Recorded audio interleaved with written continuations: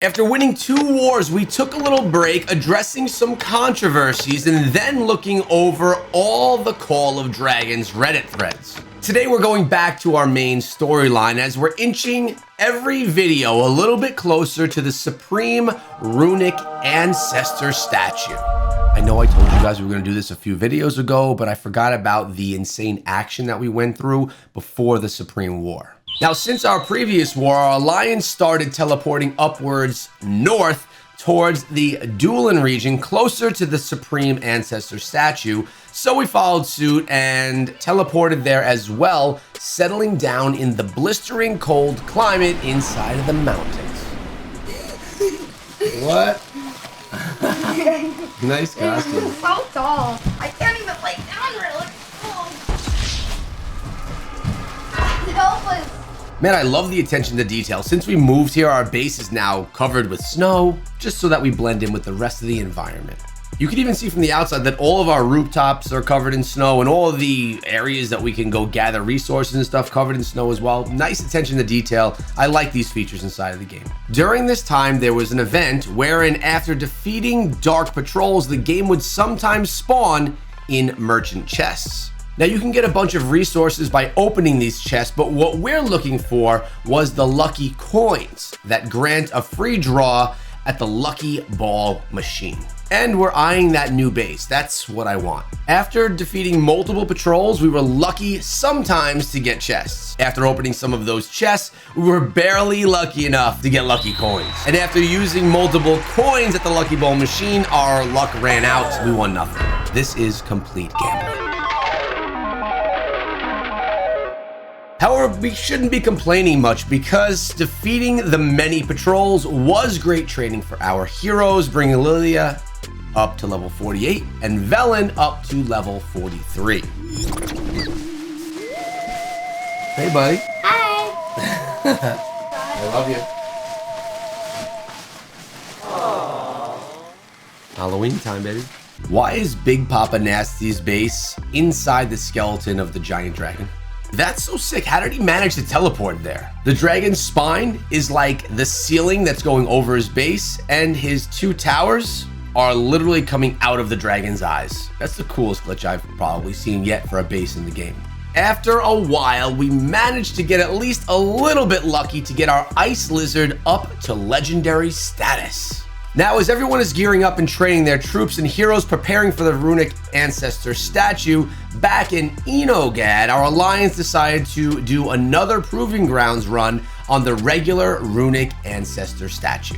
We teleported back to Enogad and sent Lilia to squat at the statue before the event began while bringing Garwood to our level 1 pass, keeping him on standby in case Lilia was killed in the battle.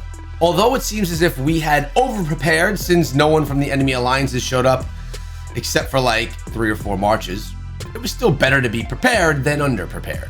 I mean, just look at how many people from our side showed up. Hundreds of rallies of troops are ready for war, and now look at them. They look so puny and pathetic. We saw this as a great opportunity to get on some PvP action and earn some easy merits in the process, defeating these 4 guys over and over and over again.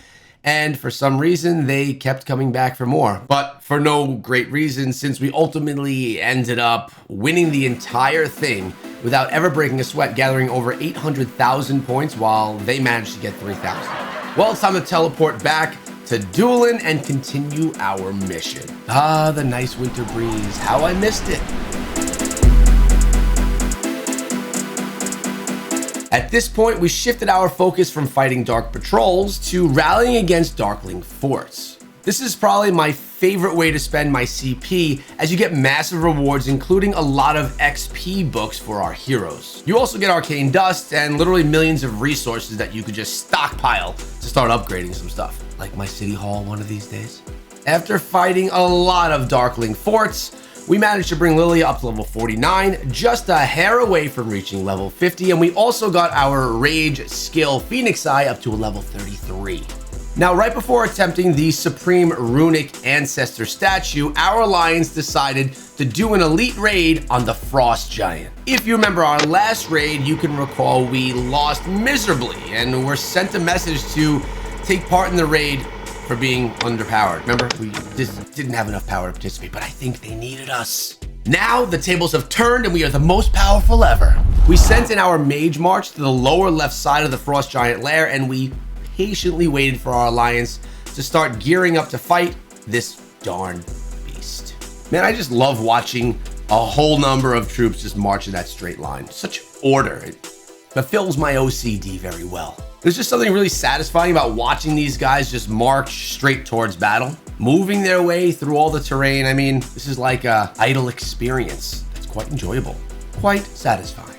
Finally, we reached the lair, and as you can see, we're ready with 40 players inside, ready to take on the Frost Giant. This is gonna be big, right? Escort, we are ready for the Frost Giant to begin. Join now. Hell yeah, brother. Look at all of our teammates getting ready to fight. And the fight has begun. You can see the Frost Giant right in the middle as we're all surrounding him with the heavy hitters in the front, followed by archers and then mages at the back. There's so much going on in such a raid. I just enjoy watching all of these colorful animations looking so clean, but really it's a lot more than that. There's so much strategy going on here too, because before any of these events take place, there's always a collaboration going on in a Discord chat so everyone knows their roles in the battle.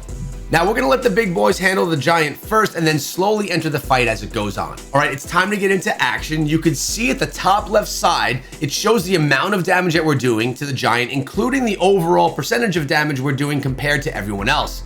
This is always really cool so you could see how you stand in damage production. Winter's rewards await. Oh, I can't wait to see what the rewards are gonna be for this one. Are they gonna be good or are we gonna be let down? Giant power, you know nothing. Oh yeah? Is that why you're at half your health after 2 minutes of battle? You made me mad. I don't care. My man Big Papa Nasty is the MVP of this episode. He's single-handedly holding down the giant with his cavalry. Break the ice. It looks like the giant is gearing up with a huge attack. Everyone's running away, but it doesn't matter. We all got hit anyway.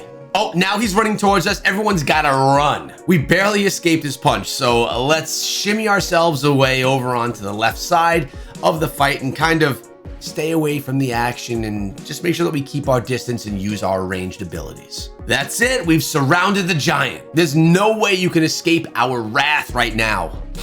Smell of enemy. No, sir, that's actually the smell of your death. Let's go. Okay, that was super intense, but we managed to finish him off in 6 minutes and 30 seconds, so we got it done in time. All right, time to march back.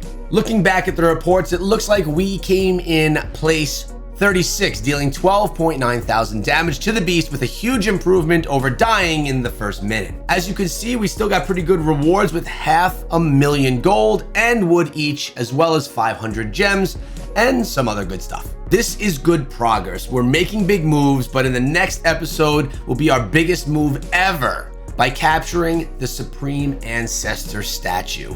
This time, for real. See you in the next episode.